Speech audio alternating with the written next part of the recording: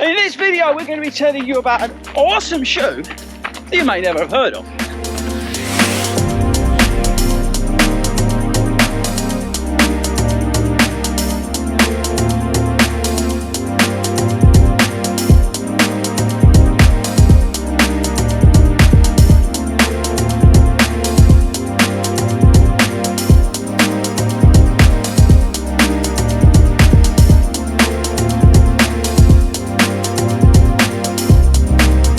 What is up, everybody, and welcome back to 40 Runs, and we are on the stunning River Lee.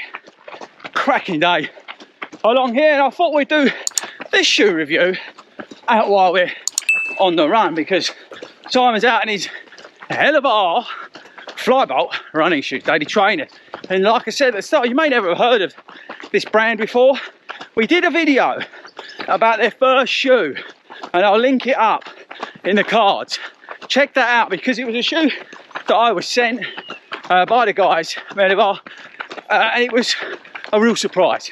It was a really easy sort of shoe just to go and get 3 miles in, and it was lightweight, relatively cheap, and it just felt great. So they've upgraded that and updated that shoe, and they sent it over to me, and I've given it to Si, who has been out marathon training along with me, if you've not been following the channel, and he's been using it at some of his sort of midweek runs. I'd say size fair. Yeah, just slow, easy, just plodding through. Yeah, plodding along if he's got a double run and yeah, that kind of stuff. Good shout for it. So that's where we're at. So we're going to tell you about the shoe, tell you how it's been getting on. It might give you something to think about in terms of a different sort of, not budget, but cost-effective daily trainer. So I'll put some stuff up on the screen about the stats and features, the price, and all that kind of stuff. But the main thing I would say about the shoe is the ride foam midsole. It's a really soft, responsive ride, but it's also got like a double layer with the insole in it. It's just really springy and just a really nice place to be.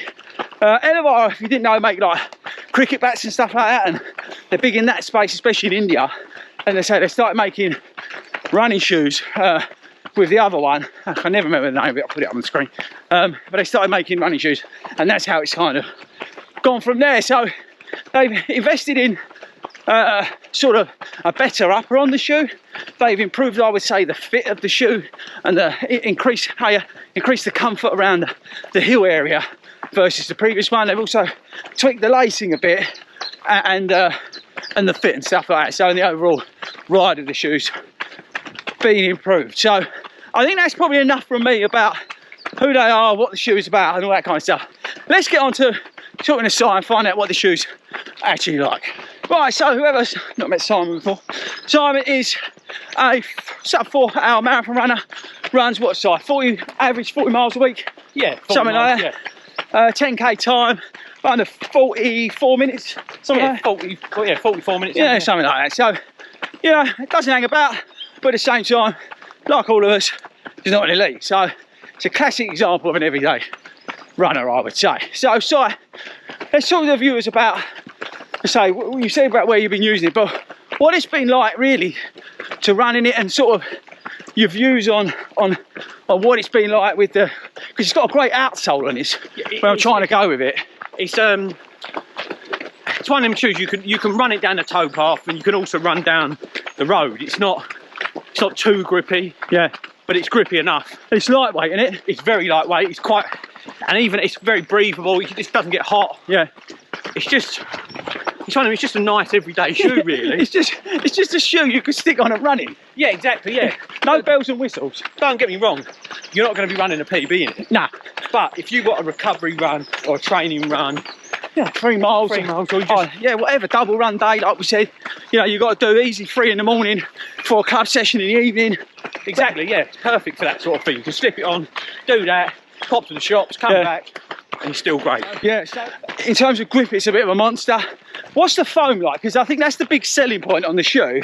They make a big deal about it. It's very soft, but the thing that's quite good, it's still quite stable, because the back of the shoe is quite wide. Okay.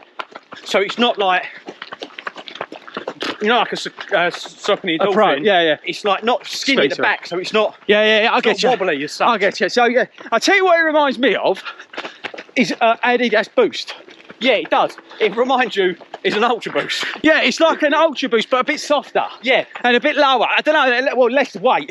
An Ultra Boost weighs about as much as that boat.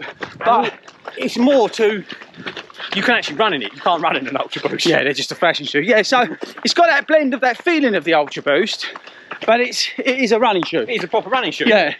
So no, I think I don't need anything else really to take away apart from the lightness we spoke about. There's no real downside. There's to no, the shoe. yeah, it's just something different, isn't it? Yeah.